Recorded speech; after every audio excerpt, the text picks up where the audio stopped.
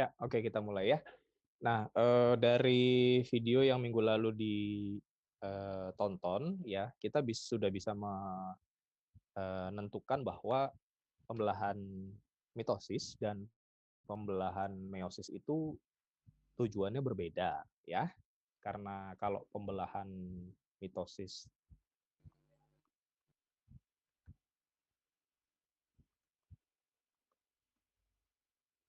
itu tujuannya untuk apa?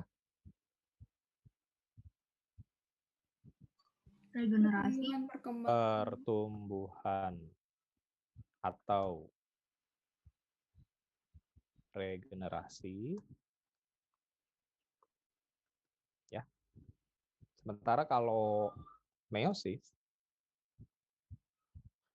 itu tujuannya untuk reproduksi sel ya, atau spesifiknya adalah pembentukan gamet ya, baik spermatogenesis maupun oogenesis. Nah, walaupun tujuannya berbeda, baik pembelahan mitosis maupun pembelahan meiosis, mereka berdua melalui tahapan persiapan pembelahan sel yang sama ya.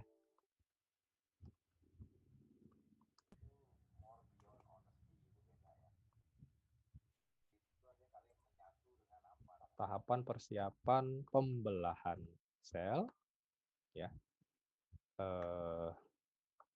atau yang lebih sering disebut dengan interfase ya.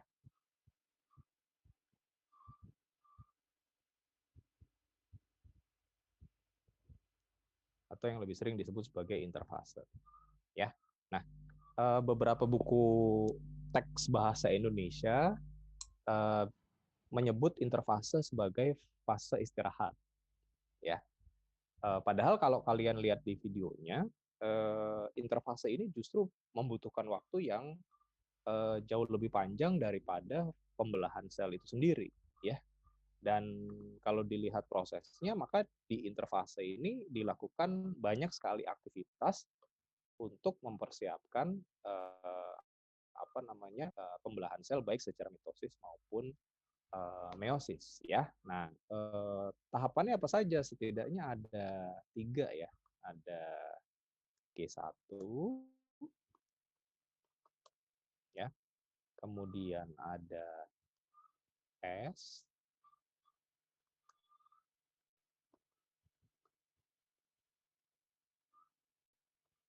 ya. Kemudian ada G2 ya.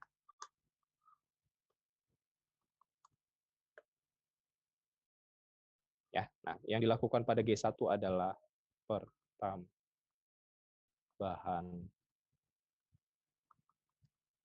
volume sel. Yang dilakukan pada fase S adalah dan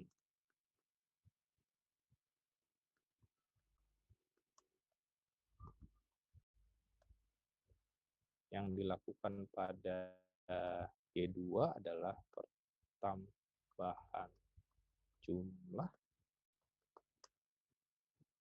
kromosom dan organel.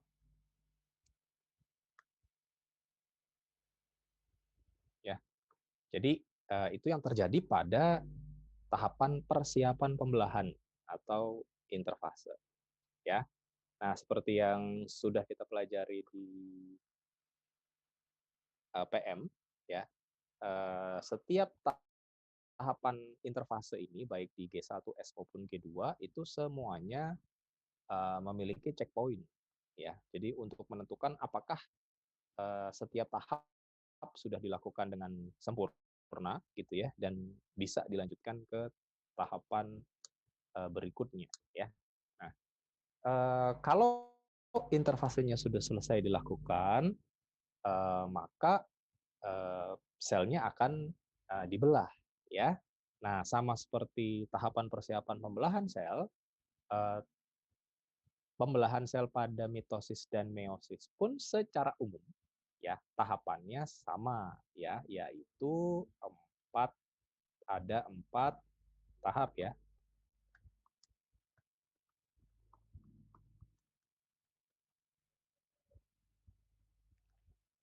Yang pertama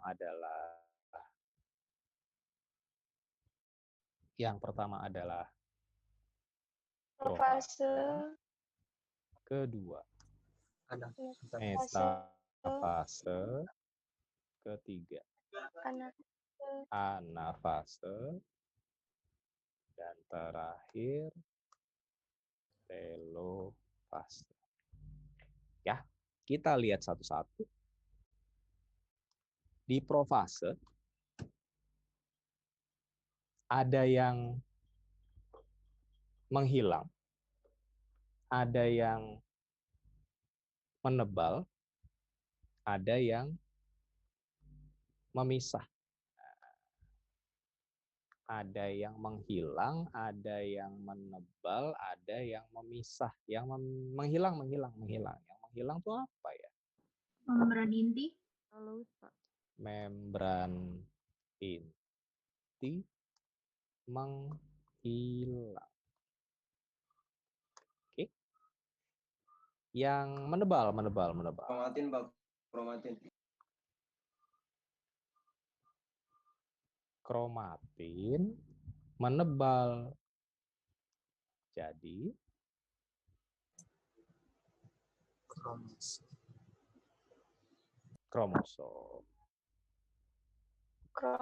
Ada yang kromatin menebal jadi kromosom. Ada yang memisah.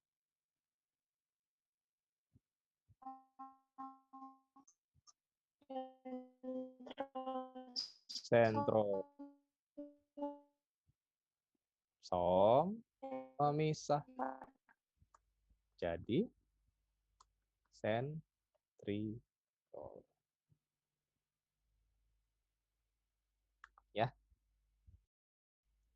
Jadi ini yang terjadi pada profase. Kalau yang terjadi pada metafase,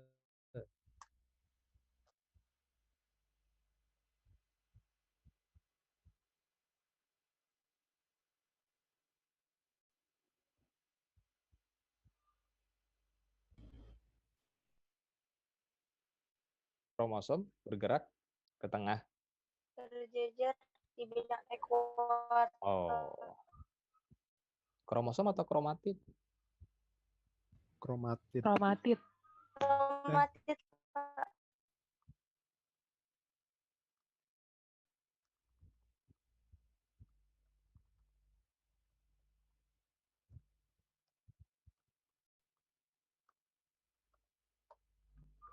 Oke ya.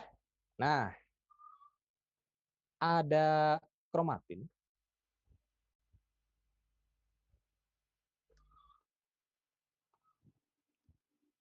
Ada kromosom. Ada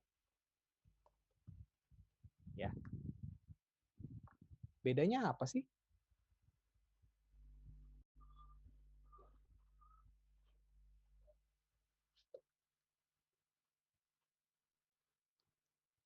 Ada kromatin, ada kromosom, ada kromatid. Bedanya apa ya?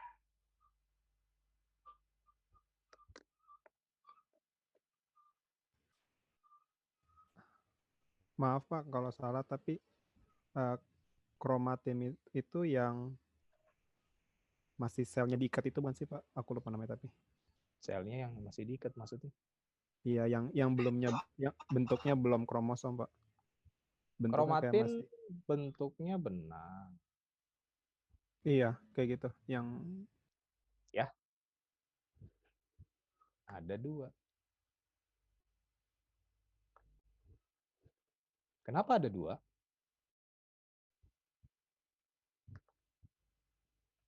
Karena manusia dan sebagian besar makhluk hidup yang lain kromosomnya berpasangan atau 2N atau diploid.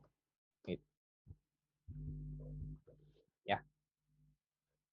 Kalau kita bicara sel tubuh manusia, maka bentuk seperti ini itu ada 23. Ada pasangan nomor 1,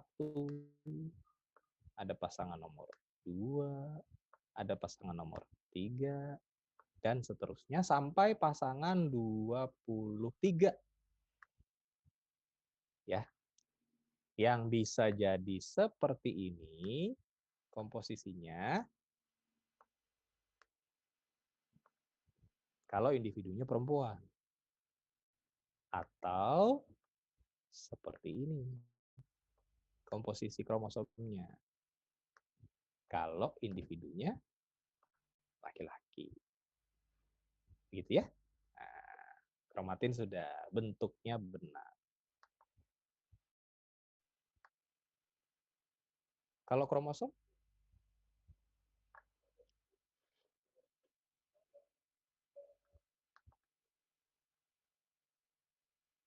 Kalau kromosom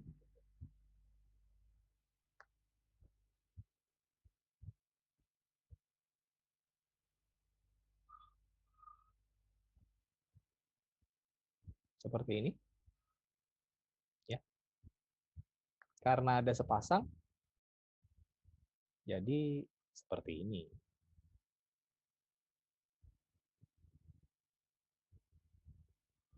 Gitu ya.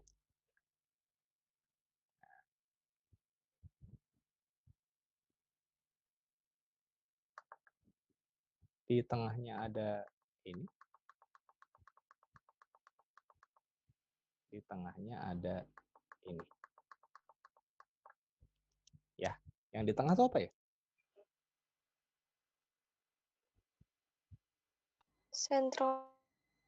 Sentromer. Ya, jadi awas. Bukan, Pak. Sentromer. Jadi awas jangan ketukar antara sentrosom dengan sentromer. Ya, karena satu ada di karena satu untuk pembelahan sel, yang satu lagi adanya di kromosom ya. Jadi kromosom itu kalau saya ya menggambarkannya lengannya 2. Meskipun tidak harus 2 ya, karena nanti kromosom akan ketemu yang bentuknya telosentrik ya.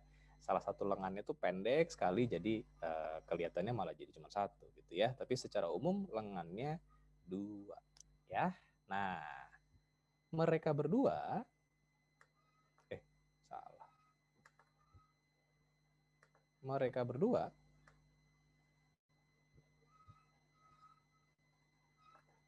disebut sebagai kromosom homolog. Ya. Jadi pasangan kromosom disebut kromosom homolog. Nah, kalau misalnya kromosomnya saja berpasangan, berarti segala sesuatu yang ada di dalamnya juga berpasangan, gitu ya. Nah, sekarang kita isi deh nih sama gen. Nah, ya.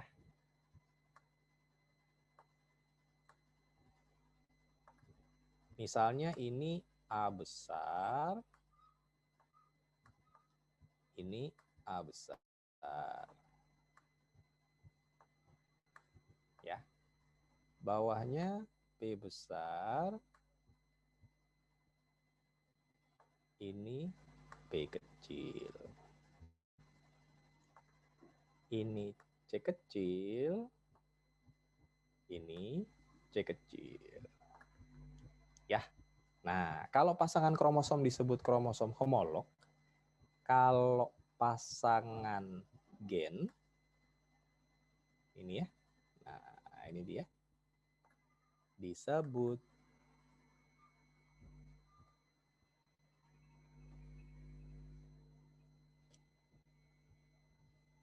oke. Kalau pasangan kromosom disebut kromosom homolog, kalau pasangan gen disebut alel. Nah, bentuknya alel bisa ada 3 seperti yang tergambar di depan. Ya, saya tulis di sini. Alel bisa begini,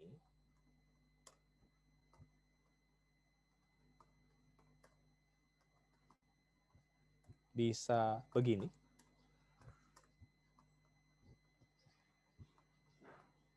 atau bisa begini.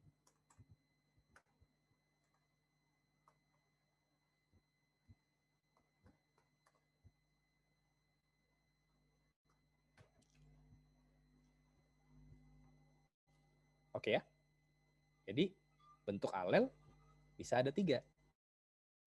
Bisa besar semua, ya, homozigot dominan. Bisa satu besar satu kecil, heterozigot, atau bisa kecil semua, homozigot resesif. Ya. Nah, posisi gen di dalam suatu kromosom, ya, posisi gen di dalam suatu kromosom, ya, ini, ya, ini, ya, dan ini. Oke. Posisi gen di dalam suatu kromosom itu disebut dengan lokus. Ya. Lokus A di mana lokus A?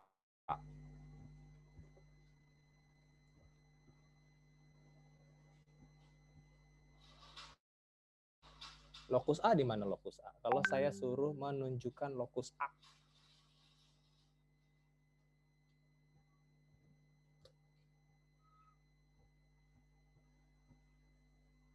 Di mana? Kalau saya minta kamu untuk menunjukkan lokus A, tempat gen A itu di mana ya?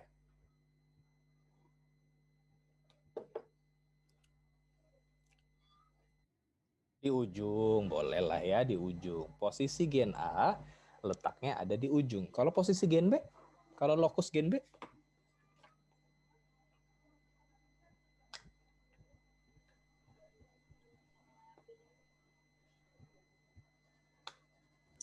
Kalau lokus gen B? Di bawah lokus A. Oh, di bawah lokus A. Kalau gen C? Di tengah. Di tengah mana?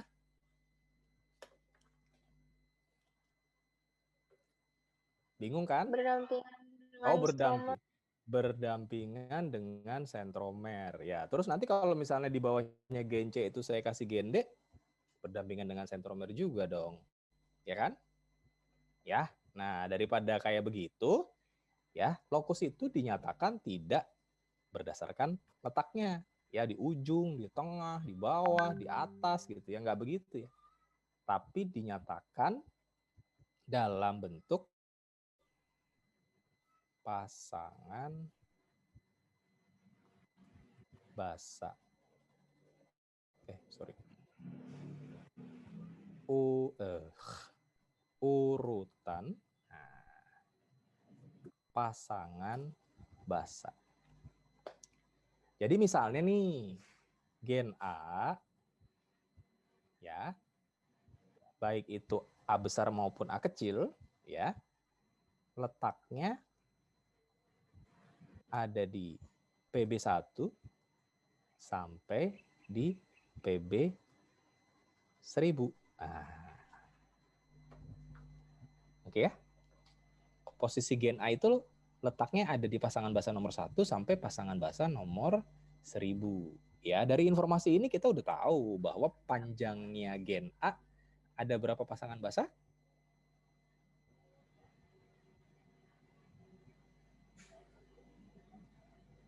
Panjangnya gen A ada berapa pasangan basa? 1000.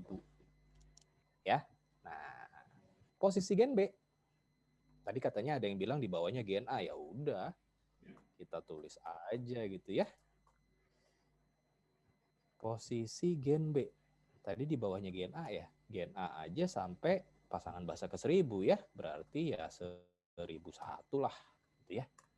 Sampai misalnya pasangan basa 1500. Berarti panjangnya 500 pasangan basah. Gitu ya. Nah, posisi gen C.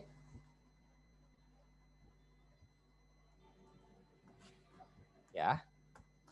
Setelah gen B. Ya udah kita tulis aja gen B sampai 1500, berarti gen C itu mulai dari 1501 sampai misalnya 1000, kemarin apa ya, 1750 lah misalnya gitu ya. Jadi kita bisa tahu bahwa panjangnya gen C itu adalah 250 pasangan basah gitu ya. Jadi lokus ya dinyatakan dengan urutan pasangan basah, bukan di ujung, di tengah, di bawah gitu, enggak ya. Jadi seperti itu cara menyatakan lokus. Oke? Nah, kromosom sudah. Coba.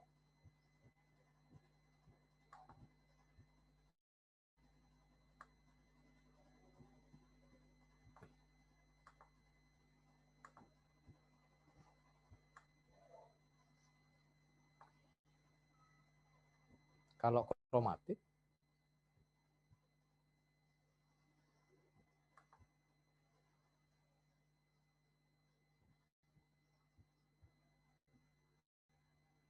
ini. Ini.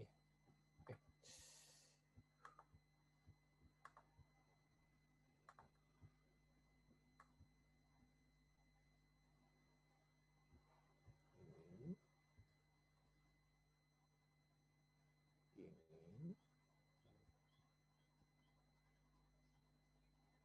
Ini.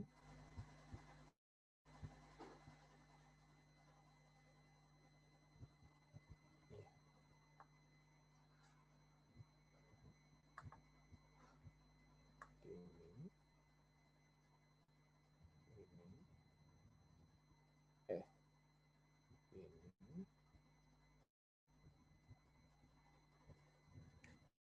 Dan gini.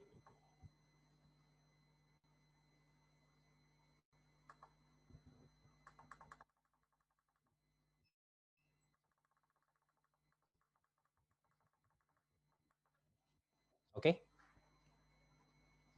ini kromatid ya. Jadi kalau kromosom lengannya 2, kromatid lengannya 4. Kok bisa jadi 4 ya?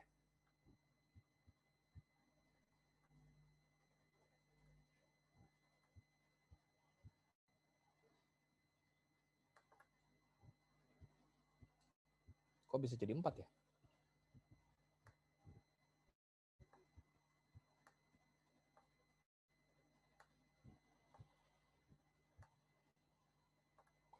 Kenapa? Kenapa dari 2 bisa jadi 4? Kayaknya itu karena replikasi DNA nggak sih? Karena sudah direplikasi. Ya. Jadinya sekarang ada 4. Ya, berarti dari awal kromatinnya ada 4, kromosomnya ada 4, ya. Kromosom yang ada 4 itu digabung. Ya. Tapi ngegabungnya nggak sembarangan. Menggabungnya adalah dengan hasil replikasinya. Ya. Makanya karena digabungnya dengan hasil replikasinya, dengan otomatis isinya sama nih. A besar juga. Ya. Bawahnya B besar juga. B kecil juga. Bawahnya C kecil juga. Yang sebelah kiri isinya A besar juga. Ya. Kemudian bawahnya B besar juga. Ya, di bawahnya lagi C kecil. Ini ya. Jadi kalau diminta menyebutkan mereka berdua, nah, itu sebutannya apa sih?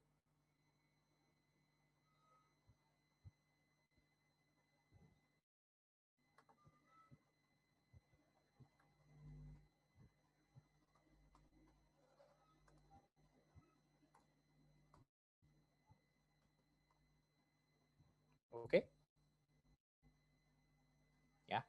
Nah,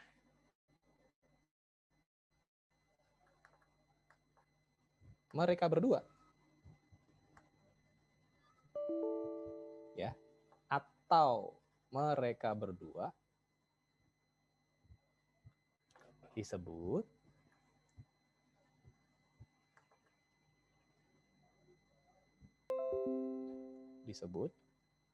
Sister chromatid.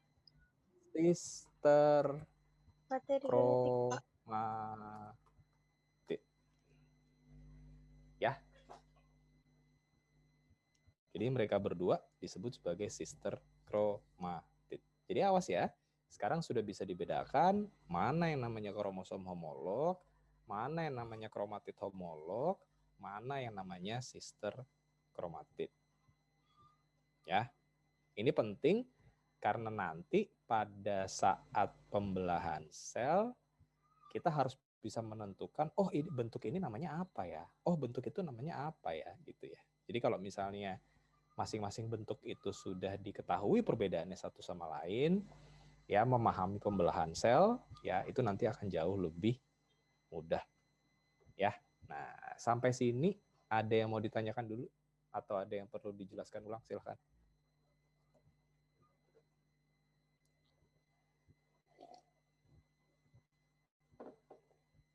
Bapak, Ya. homolog itu cuma hurufnya aja yang sama ya? Kalau besar kecilnya beda nggak apa-apa?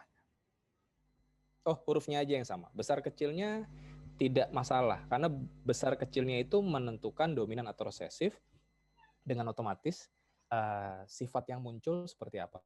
Misalnya ya, ada individu, ya, ada di antara kita yang punya susunan gen seperti ini.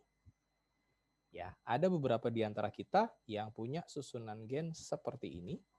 Ada beberapa yang lain yang punya susunan gen seperti ini. Ya, nah gen A kalau di manusia itu biasanya dipakai untuk menandai kulit normal atau albino. Ya, jadi ini kulitnya normal.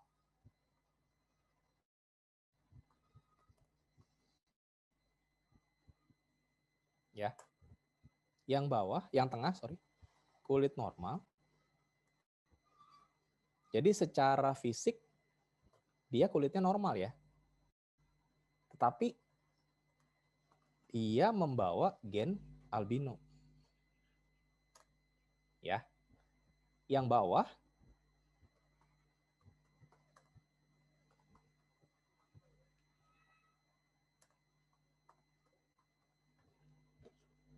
ya.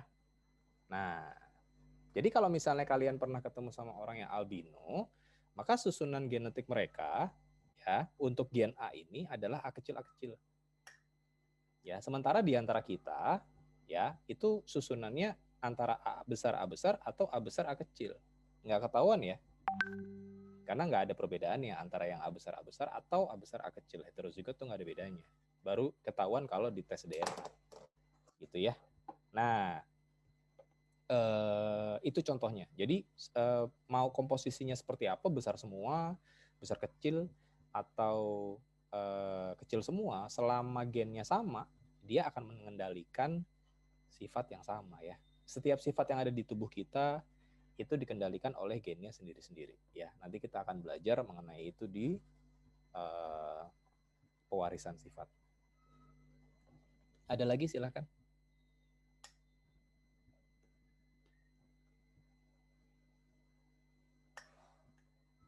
Ada lagi yang mau ditanyakan atau ya?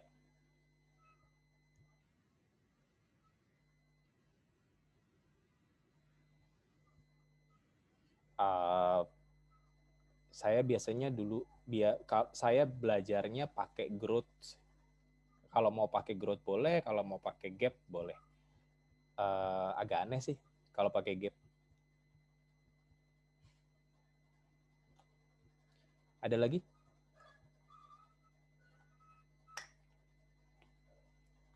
Ada lagi.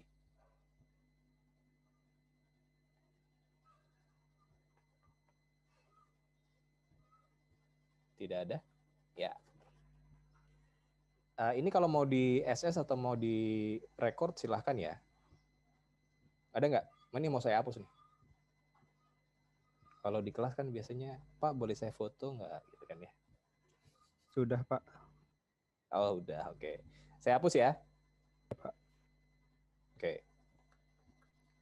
Nah, kalau interfasenya sudah selesai, maka kita masuk ke kalau interfasenya sudah selesai. Kalau profasenya sudah selesai, maka kita akan masuk ke metafase ya. Nah, saya akan gambar 2 sel nih. Sebelah kiri ya, dan sebelah kanan. Oke. Nah, belum dikasih sentriol, truk. Ini juga, truk. Ya, kasih sentriol. Ini juga, ya. Nah, kalau sentriolnya udah di atas sama di bawah,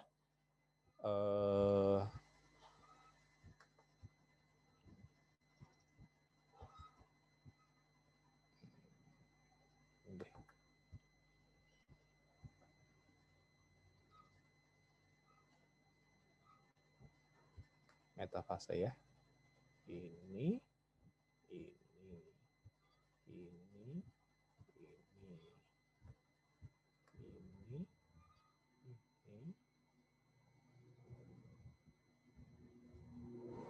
ya. Ganti warna. Ini,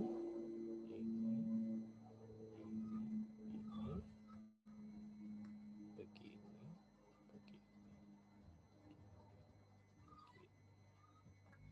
Oke.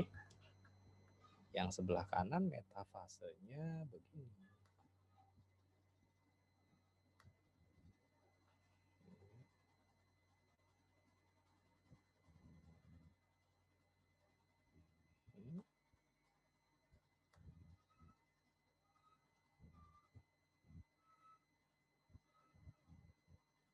Ini ganti warna.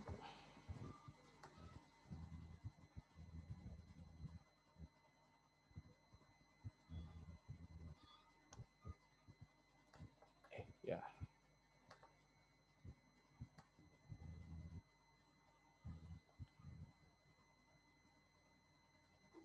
Ya.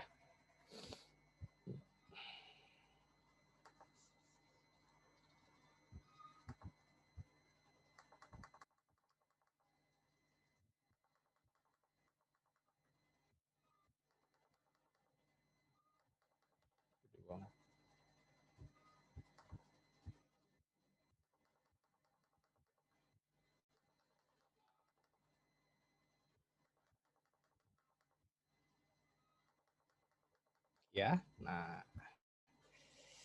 tambahin ini deh.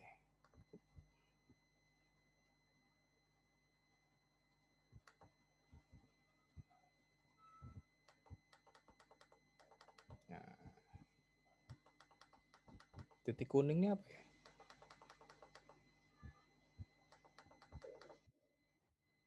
Kinetokor.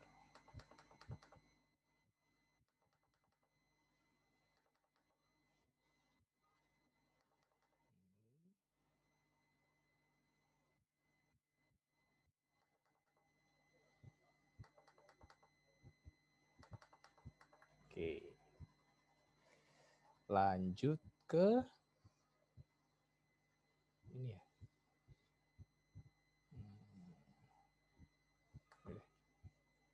Set. Set.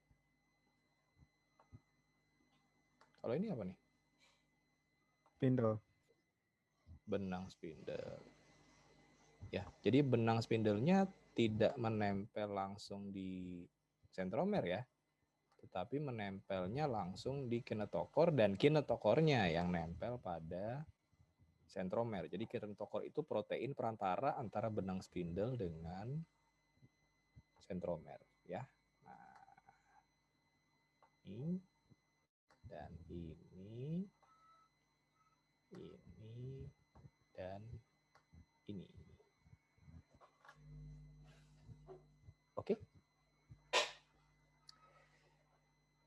Ini adalah bentuk metafase. Ya, yang sebelah kiri metafase mitosis, yang sebelah kanan metafase meiosis.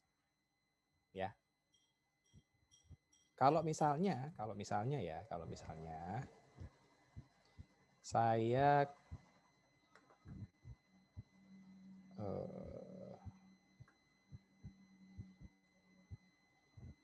kalau misalnya saya belah, berarti pembelahannya begini ya. Ini dan begini ya.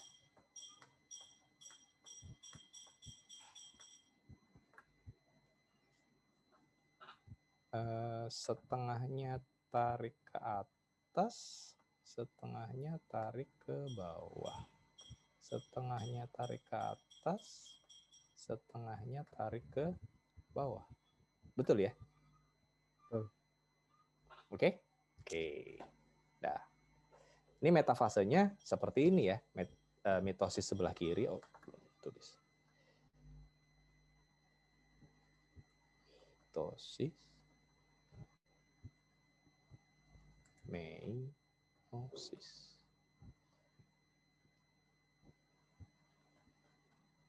Metafase. Ya.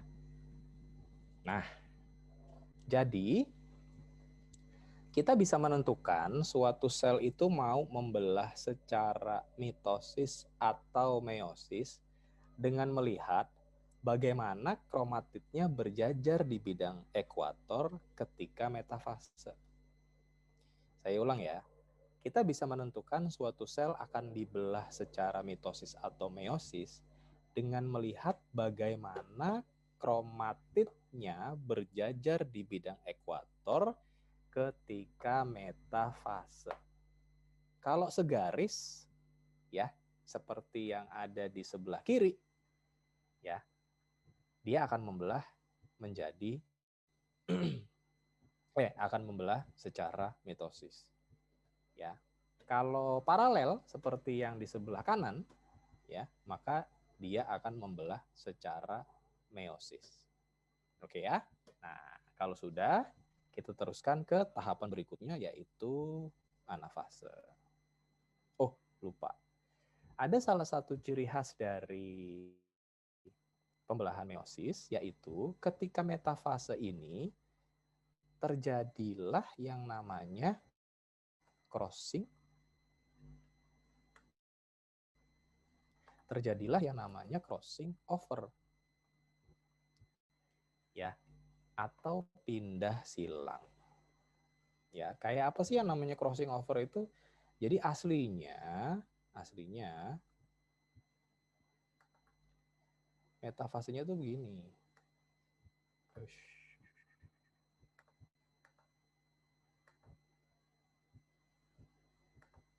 Jadi aslinya metafasenya tuh begini ya. Gini, gini, gini, gini. Begini, begini, begini, dan begini. Oke? Ya. Jadi seperti itu ya. Aslinya tuh begitu. Terjadi crossing over atau pindah silang. Ya, maksudnya pindah silang, kalau kita masukkan gen-gen ke dalamnya, tadi misalnya A besar, B besar. Ya. Ini A besar, ini B besar. Ini A kecil gitu misalnya ya. A kecil, ini B kecil. Ya. Ini A kecil, ini B kecil. Set. Oke. Nah, ketika kromatid ini kita anafase, maka kan tinggal dipotong begini ya. Sret. Ini ya. Betul? Sebagian lengan kromosom yang bawah akan ketarik ke atas, sebagian lengan kromosom yang atas akan ketarik ke bawah. Ya.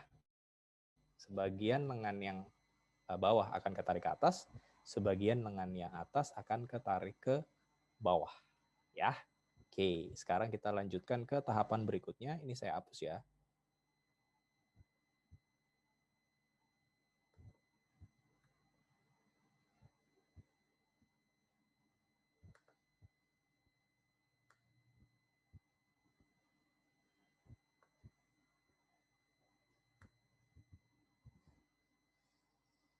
Ya.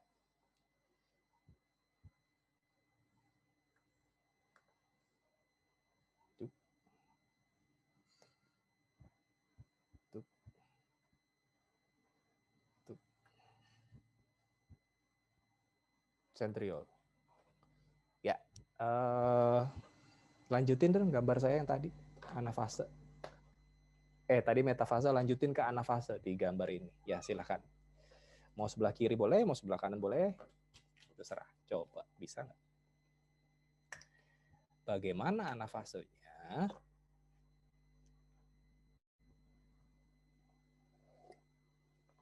Gambar kromosom yang gede. Jangan kecil-kecil. Ya, silakan. Siapa aja? Lanjutkan ke anafase. Caranya gimana, Pak? Ya gambar. Kan kamu bisa gambar kan? Di Zoom-nya. Iya, di situ. Bisa kan? Gambar papan tulis. Kan kalau di kelas saya suruh maju. Silakan. Mau kiri boleh, mau kanan boleh, terserah. Bisa bareng-bareng kok, bisa langsung berdua, dua-duanya digambar.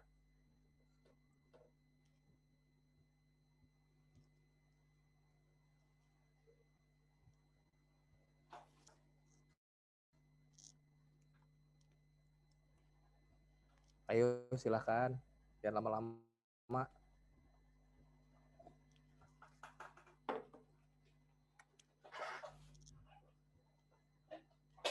Satu-satu. Iya, sebelah kiri boleh, sebelah kanan boleh. Terserah kamu mau pilih yang mana. Jangan rebutan. Mau Salman tuh udah gambar katanya. Salman gambar sebelah kiri, oke. Sebelah kanan silakan, siapa yang mau gambar? Saya nggak bisa gambar ya, Pak. Lah kok bisa? Anotet. Udah, Pak. Terus? Ini Salman bisa. Ya. Terus.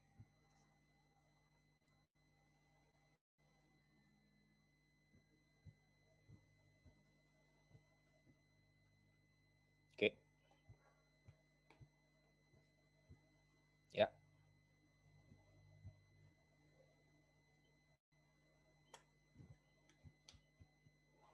Nggak tahu deh, Pak. Saya nyerah.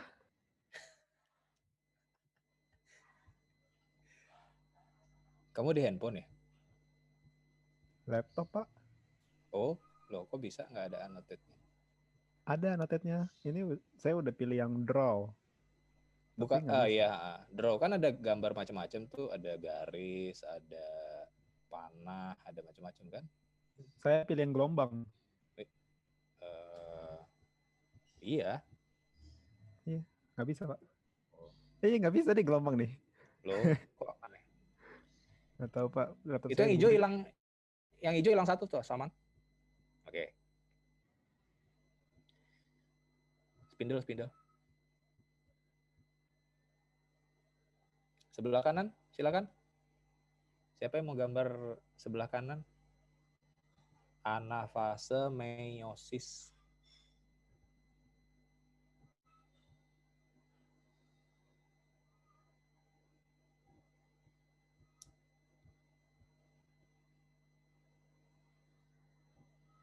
Yang gede. Saya mau isi gen. Yang di sebelah kanan mau saya isi gen, Tias. Kromosomnya, kromatitnya gambar yang gede.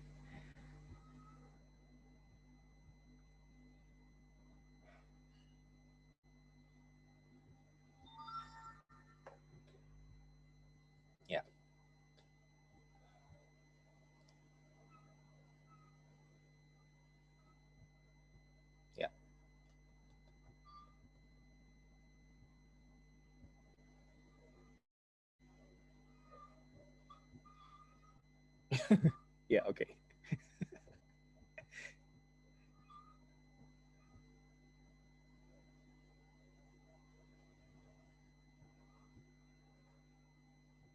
Ya, lanjut.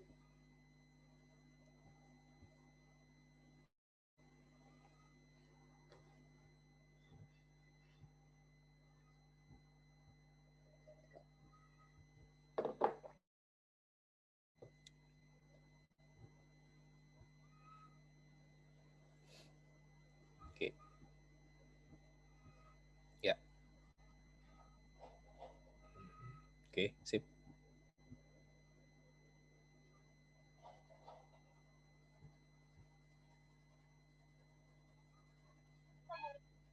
Dua cukup, Pak. Enggak dong, kan tadi 4.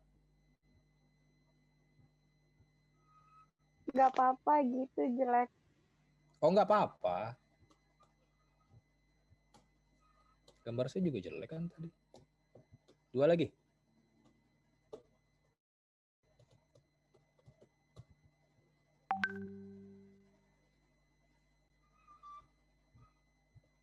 Ya, oke, sip, Salman. Ya. Yang meiosis 2 kromatid lagi gambar. Ih, enggak dong. Enggak gitu. Di bawah, di bawah, di bawah. Kan 2 kromatid ketarik ke atas, 2 kromatid ketarik ke bawah.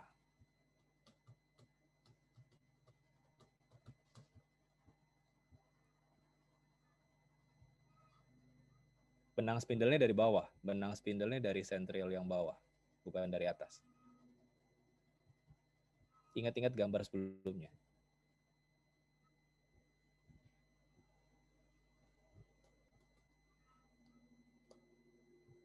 Ya. Oke. Yap. 1 lagi.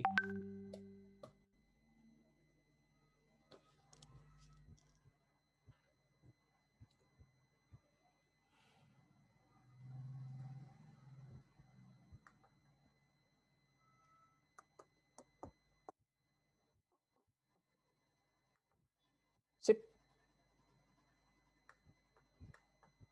Ini potongannya seperti ini ya. Oke. Nah, tadi masih ingat crossing over ya? Sorry. Merah ya. Masih ingat crossing over ya tadi ya?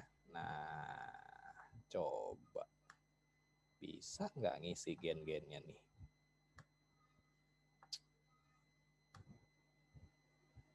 Ya. Coba ada yang bisa isi, silakan.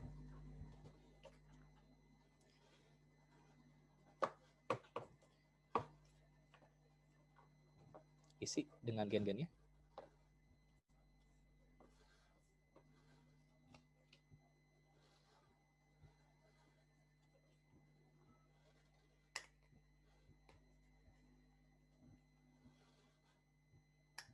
Ayo.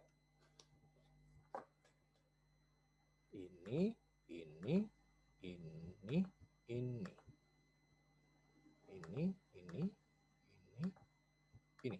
Ya, isi. Dengan gen-gennya. Tadi gimana ya? Saya gambar lagi lah. Gini tadi ya. Kira-kira.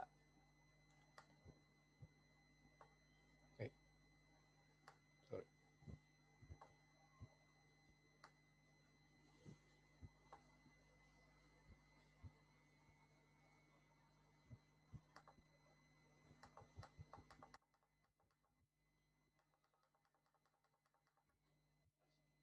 Tadi gini ya?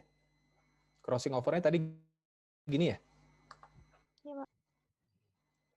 Ini tepat tadi? A. Ini B ya? Besar. Terus A. Besar. B. Besar. Di sini A. K. kecil, di sini B kecil, di sini A kecil, di sini B. Coba tolong pindahin ke dalam, ya silakan. Ya.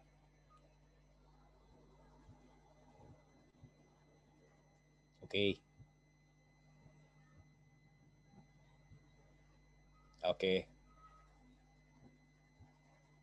Ya. Ya.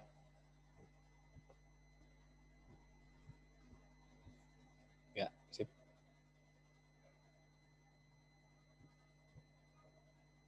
Oke. Ya. Jadi karena ada crossing over, ada sebagian gen yang pindah ke atas dari bawah, dan ada sebagian gen yang pindah dari atas ke bawah gitu ya, kira-kira seperti itu. Oke ya. Untuk pembelahan sel yang sebelah kiri ya, untuk pembelahan mitosis, maka kelanjutannya adalah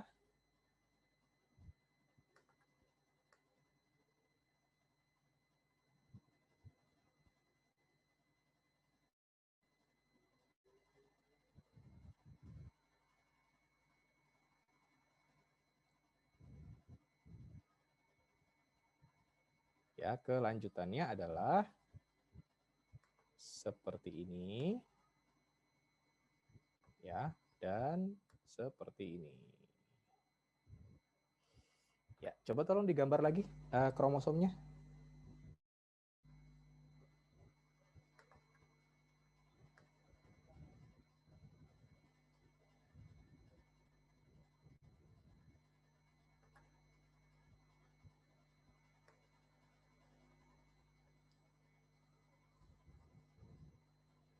Untuk yang sebelah kanan, kelanjutannya adalah seperti ini.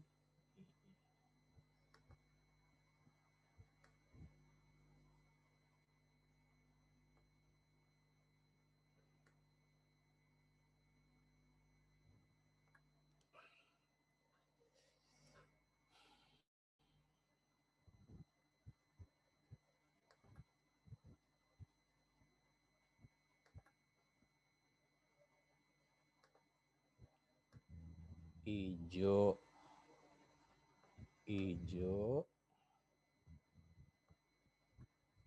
hijau, hijau, biru, biru, biru, biru. Ya, hasilnya 2 sel anak ya, yang di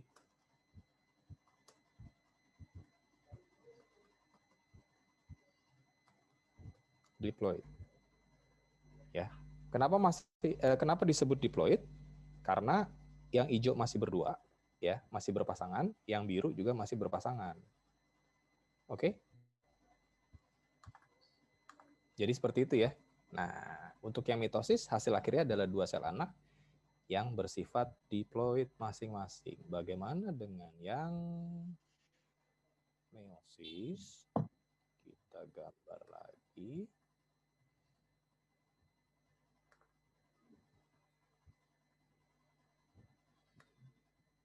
Aduh.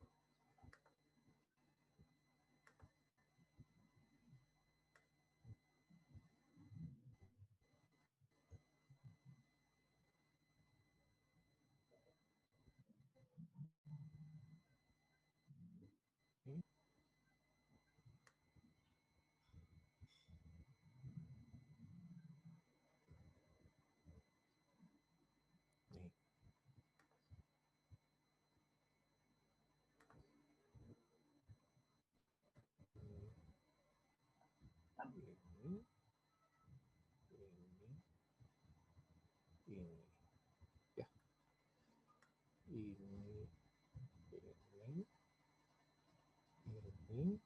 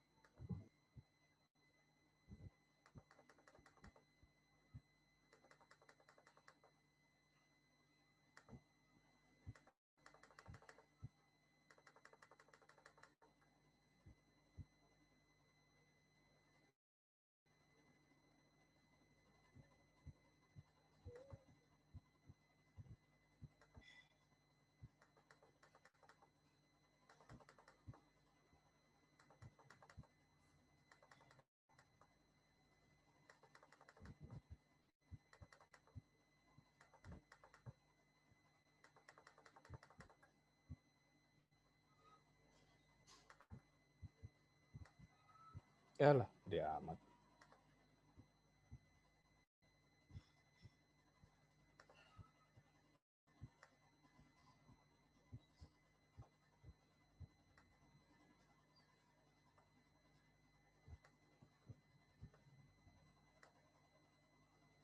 Oke. Yang saya gambar ini adalah metafase meiosis 2. Ya, satu lagi tadi biar langsung inget lah. Kita gambar gennya ya. A besar, B besar,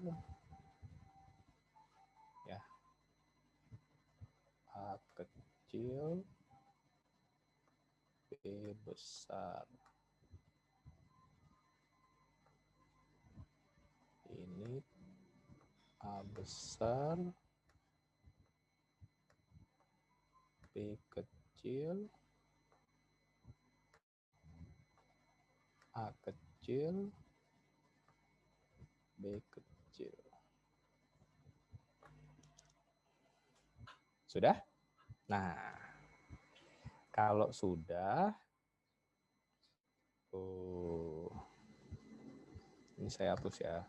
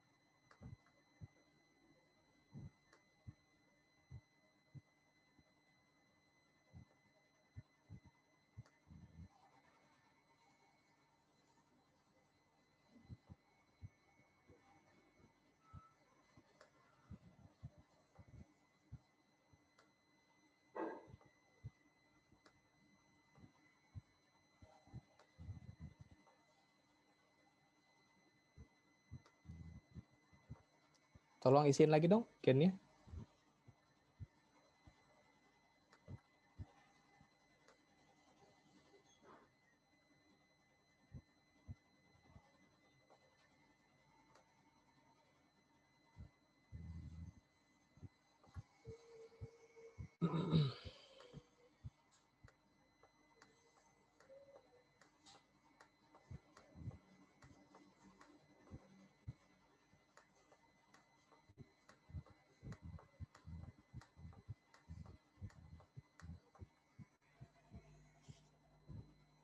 Tolong isiin lagi gennya. A besar, oke. Ya. Oke. Ya.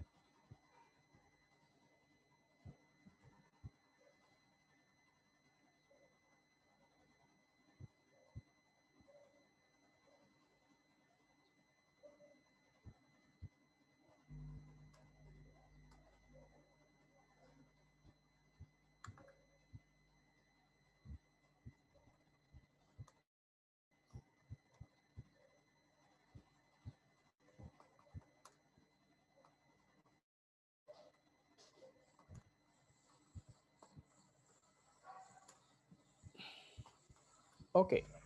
Jadi, karena pembelahan meiosis dilakukan 2 kali, maka hasil akhirnya adalah 4 sel anak. Ya. Karena pembelahan mitosis dilakukan hanya sekali, maka hasilnya 2 sel anak. Gitu ya. Nah, karena dibelah 2 kali, maka sel-sel anaknya punya jumlah kromosom yang haploid. Ya. Hijaunya sendirian, ya, birunya juga sendirian. Kalau tadi kan hijaunya ada 2, birunya ada 2 ya. Kalau sekarang setiap sel hijaunya sendirian, birunya sendirian. Makanya nggak ada pasangannya, ya. Jadi haploid. Oke ya. Nah, proses pembentukan gamet seperti ini. Ya. Kalau kemarin di PM ya, kita sudah belajar bahwa kalau misalnya nih ada gamet, ada genotip ya seperti ini, ada individu yang genotipnya seperti ini, ya, maka individu tersebut bisa membuat gamet dengan cara seperti ini ya. 1, oke, 2, oke, 1, 2, ya. Nah, gamet yang terbentuk ada 4. A besar, B besar, A besar, B kecil, A kecil, B besar, dan A kecil, B kecil. Ya. A besar, B besar, A besar, A besar, B kecil, A besar, B kecil, A kecil, B besar, dan A kecil, B kecil. Ya, kenapa bisa terbentuk ini dan ini? Karena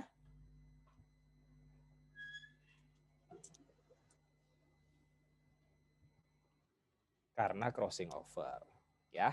Nah, itu kalau individunya A besar, A kecil, B besar, B kecil. Sekarang kalau individunya A besar, B besar, B besar, gametnya apa aja dong? Ya sama ya.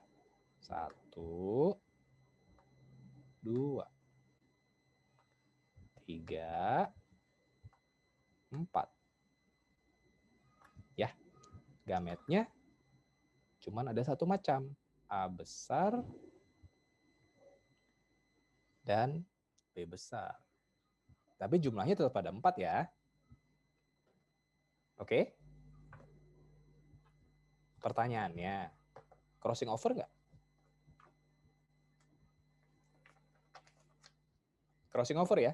Tapi hasil crossing overnya tetap sama. Gitu ya. Jadi bukan berarti kalau genotip sel induknya A besar, B besar, B besar, atau A besar, A kecil, B kecil, B kecil, gamet yang terbentuk cuma 1 macam, terus tidak terjadi crossing over gitu. Enggak ya, crossing overnya tetap terjadi, tetapi hasil crossing overnya sama saja. Oke, jadi bikin gamet itu cara gampangnya begini, ya, dan begini ya. Cara susahnya begini.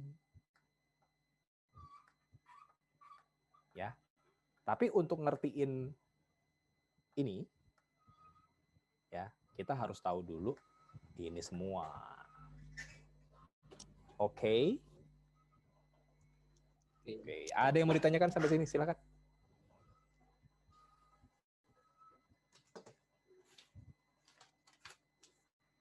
Ada yang mau ditanyakan sampai sini? Silakan. Atau ada yang perlu dijelaskan ulang? Silakan.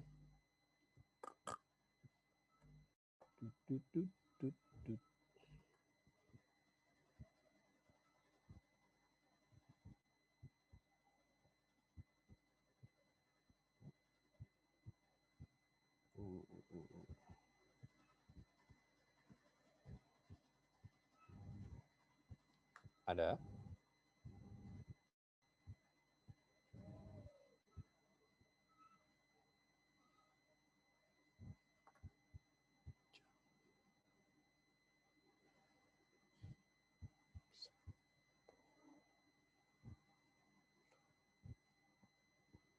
Wih.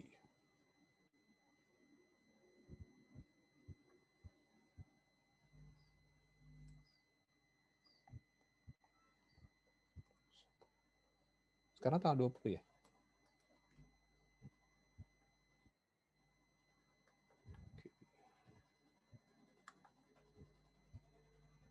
Nggak ada? Oke, nah sekarang kalau nggak ada yang nanya, saya yang nanya deh. Dalam keadaan normal, pembelahannya seperti ini ya. Nah, misalnya ya.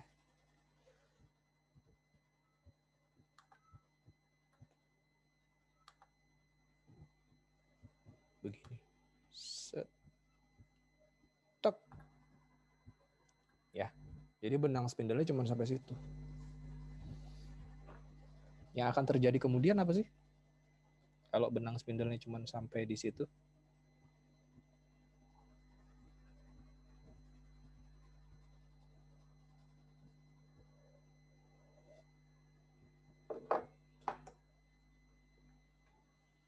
Terjadilah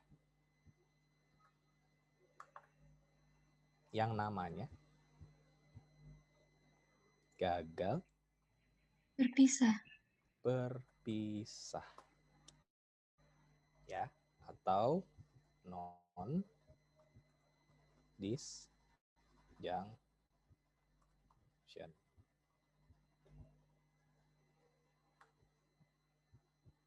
Ya, non disjunction. Oke. Nah, kalau terjadi gagal berpisah berarti susunan kromosom sel anaknya nggak kayak gitu ya. Ya udah kita hapus aja satu.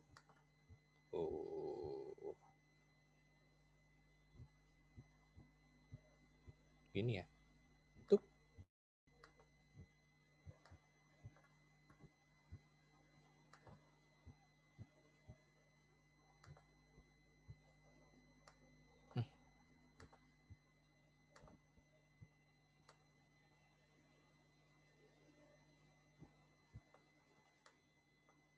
A kecil, B kecil.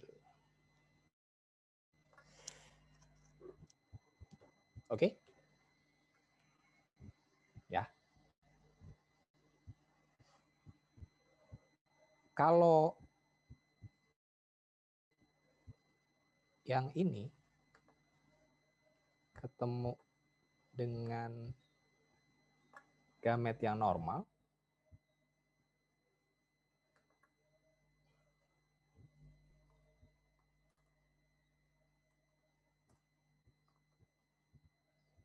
ya, maka jumlah kromosom anaknya ada berapa ya?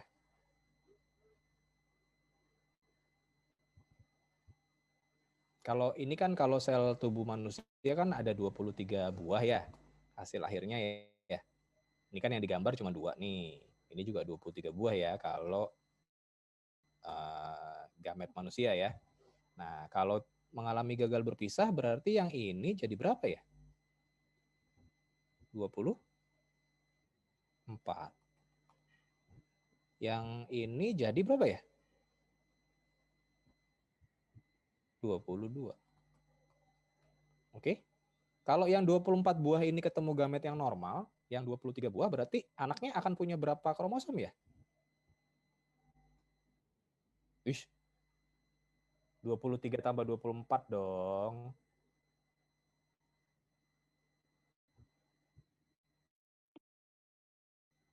Dua, 40, 47. Ya. Salah satu contoh ya individu yang memiliki 47 kromosom di dalam selnya adalah seperti ini.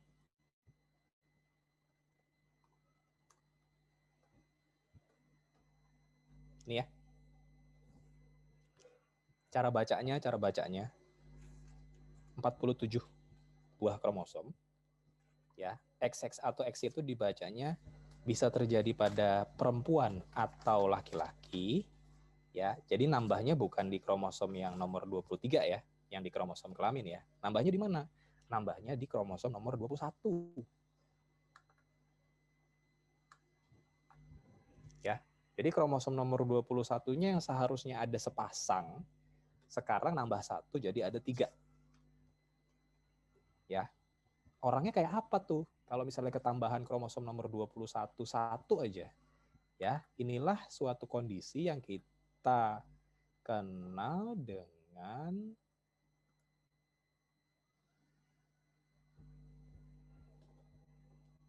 oke.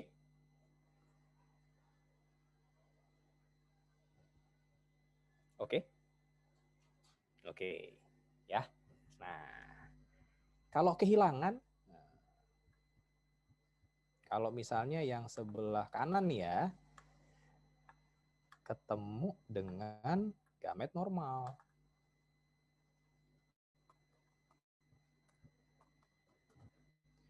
Ya. Jumlah kromosomnya jadi berapa ya? 45. Salah satu contoh individu yang paling populer yang punya jumlah kromosom 45 adalah 45X0. Ya. Ini cara bacanya gimana? Jumlah kromosomnya 45, berkurangnya di kromosom nomor 23. Jadi yang kromosomnya nomor 23, yang harusnya ada sepasang, sekarang cuma tinggal 1, cuma tinggal X aja. Ya. Oh, individunya kita sebut menderita sindrom Turner. Oke. Nah, dicari sebentar sindrom Turner tuh kayak apa ya? Coba cari. Lihat fotonya ya, lihat individunya kayak apa gitu ya. Ciri-ciri fisiknya kayak apa gitu ya. Oke. Sindrom Turner, jenis kelamin perempuan. Kalau nggak ada kromosom Y, pasti perempuan ya. Kalau tidak ada kromosom Y, pasti perempuan ya. Terus, kalau perempuan normal kan X-nya 2. Kalau X-nya 1,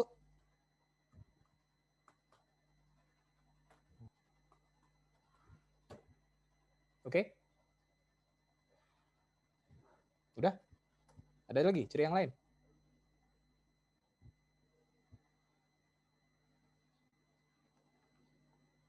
Ada lagi ciri yang lain?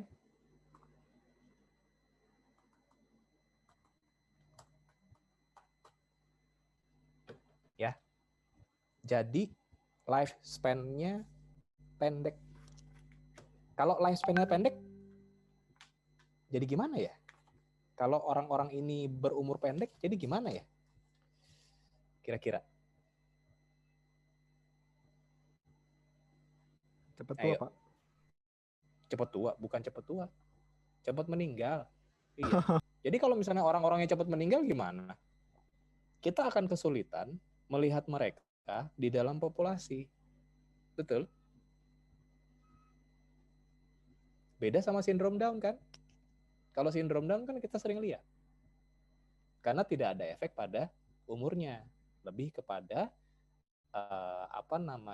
lebih pada fisik dan mentalnya. Gitu ya. Jadi mau nambah atau berkurang kromosomnya pasti ada efeknya. Efeknya apa? Tergantung nambahnya di mana atau berkurangnya di mana. Oke? Nah, gagal berpisah masalahnya di mana?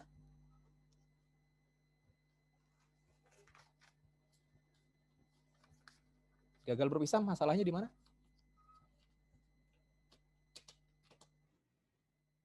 Karena apa? Benang spindelnya nggak nyampe. Benang spindelnya tidak terbentuk dengan sempurna. Nah, benang spindel itu terbuat dari apa ya? Protein. Kalau masih ingat pelajaran kelas 11, sel. Benang spindel itu terbuat dari apa ya? Tubulus.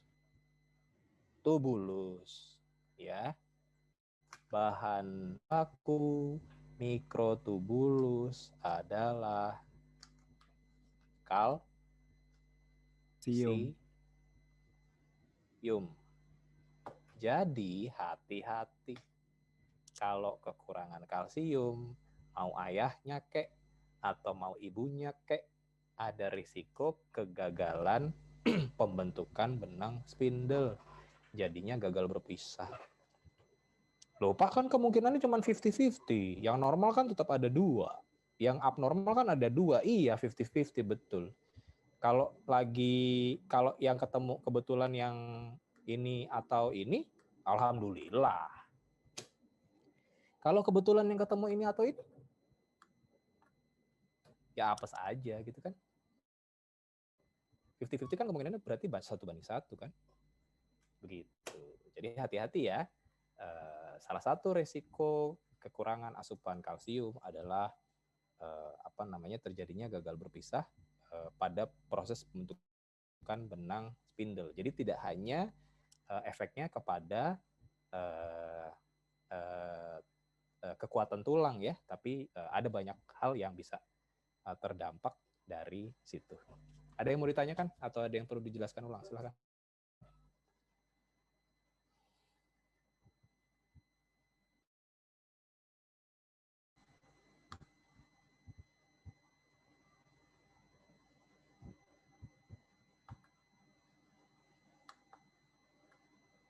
Yang nggak ada siapa ya?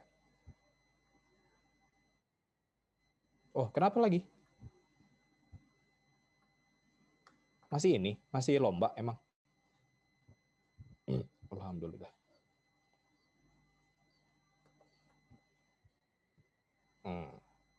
Silakan kalau ada yang mau ditanyakan atau ada yang perlu dijelaskan ulang.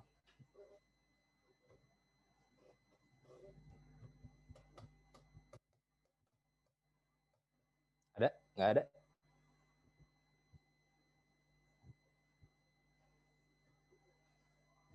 Ada? Nggak ada?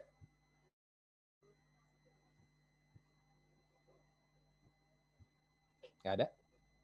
Nah, karena sudah bisa membuat gamet, ya, karena sudah bisa membuat gamet hari ini, ya, dari pembelahan sel, maka minggu depan kita akan mulai masuk ke pewarisan sifat, ya, atau hereditas. Jadi isinya adalah persilangan, ya, hitung-hitungan, gitu kan ya. Untuk gagal berpisah dan yang lain-lain nanti akan dipelajari di mutasi setelah pewarisan sifat, ya. Jadi siap-siap minggu depan kita belajar pewarisan sifat, ya. Jangan lupa hari Jumat ulangan substansi genetika. Kalau tidak ada yang mau ditanyakan, kameranya tolong dinyalain. Saya mau SS.